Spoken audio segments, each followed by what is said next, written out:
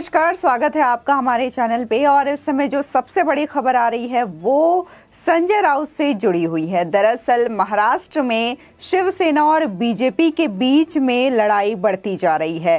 केंद्रीय एजेंसियां जहां शिवसेना और कांग्रेसी नेताओं पर ताबड़तोड़ कार्रवाई कर रही है, वहीं अब महाराष्ट्र पुलिस बीजेपी नेताओं पर सख्त एक्शन लेगी, ऐसा कहा जा रहा है। शिवसेना ने महाराष्ट्र के गृह विभाग से कहा है कि बीजेपी नेताओं के खिलाफ जितने भी मामले दर्ज हैं उस पर सख्त कार्रवाई की जाए। जिस तरीके से देखा जा रहा है कि ईडी की कार्रवाई लगातार जारी है और लगातार जिस तरीके से सूचनाएं उनको मिल रही हैं वो जा रहे हैं, वहां पे छापेमारी कर रहे हैं और लोगों को गिरफ्तार भी किया जा रहा है जो उनसे जुड़े हुए हैं।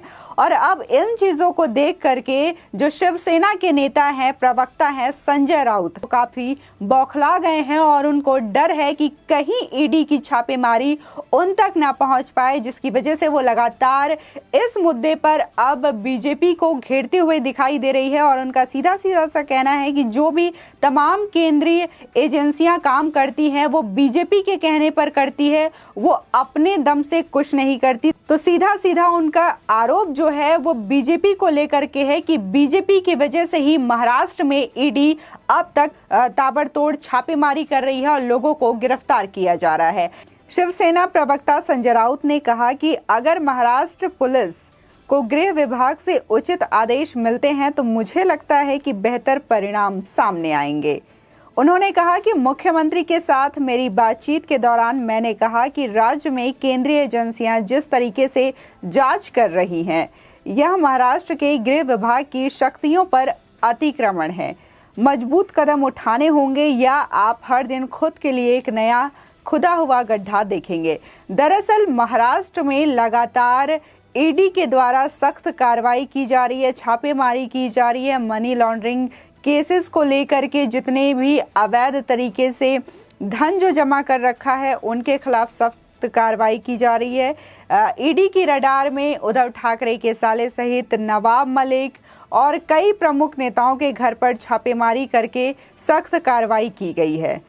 आपको बता दें, एनसीपी यानी कि राष्ट्रवादी कांग्रेस पार्टी के दिलीप वलसे पाटिल गृह मंत्री हैं। संजय राउत के बयान से ये साफ है कि शिवसेना महाराष्ट्र में भाजपा नेताओं के खिलाफ मामलों में कार्रवाई न होने पर मंत्रालय से नाराज है। एमवीए में सब कुछ ठीक नहीं होने की अटकलों के बाद मुख्यमंत्री उद्धव ठाकरे ने एक बयान जारी किया कि उनके गृह मंत्री से नाराज होने की खबरें झूठी है और उन्हें मंत्री पर पूरा भरोसा है, वह अच्छा काम कर रहे हैं। वहीं मुख्यमंत्री ने शुक्रवार को राज्य के गृह मंत्री पाटिल के साथ बैठक की। उन्होंने वित्तीय अनियमितताओं की शिकायतों पर भाजपा नेताओं के खिलाफ कार्रवाई में दिलचस्पी न लेने का मुद्दा उठाया। बैठक के तुरंत बाद पाटिल ने डीजीपी रजनीश सेठ से मुलाकात की और उनके बाद उन्होंने मुख्यमंत्री के साथ एक और बैठक की।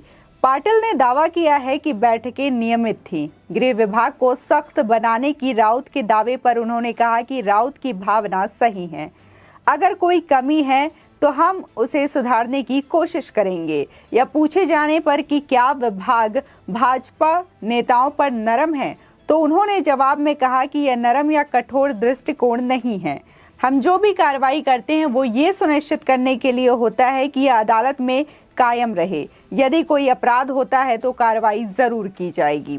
वहीं प्रवर्तन निदेशालय, सीबीआई और आयकर विभाग जैसी केंद्रीय एजेंसियों की कार्रवाई से शिवसेना के नेता नाराज हैं।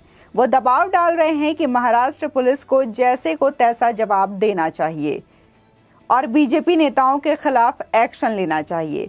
शिवसेना नेताओं ने कहा कि संजय राउत ने जो सार्वजनिक टिप्पणियां की हैं वो पाटिल के बीजेपी पर नरम रवैये की निराशा का नतीजा है।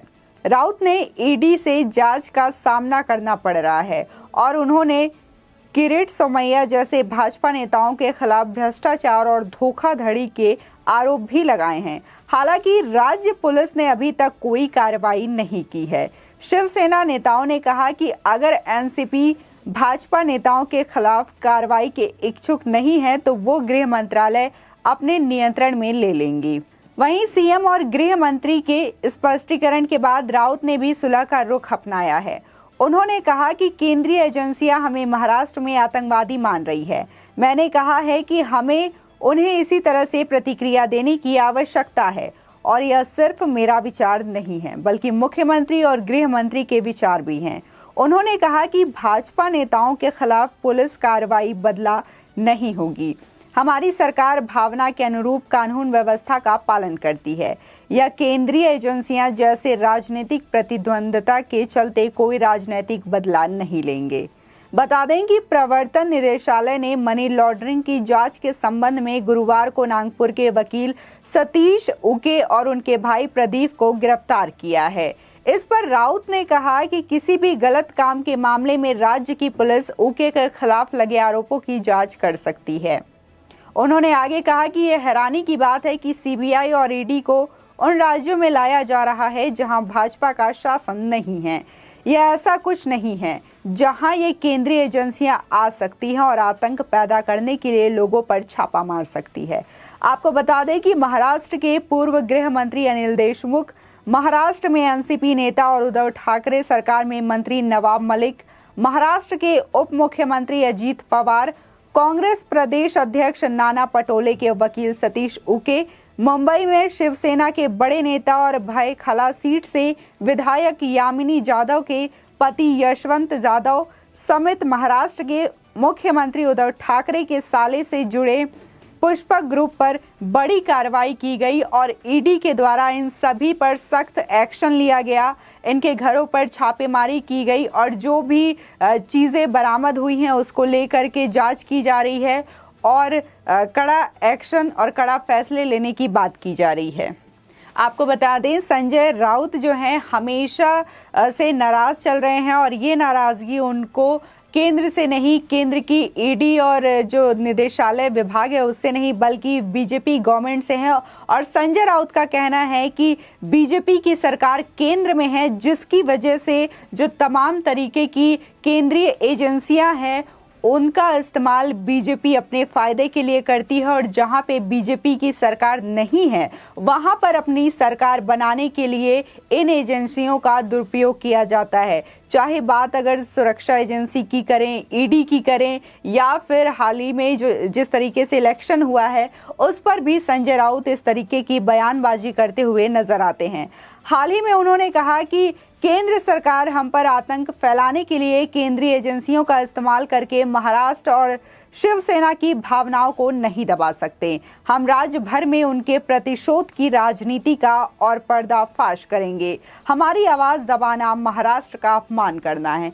ऐसे तमाम तरीके के बयानबाजी वो करते नजर आते हैं। हाल ही में जिस तरीके से देखा गया कि यूपी विधानसभा 2022 में भी उन्होंने मायावती और ओवैसी पर लेकर के तंज कसा था और ये कहा था कि इन दोनों को पद्मश्री मिलना चाहिए।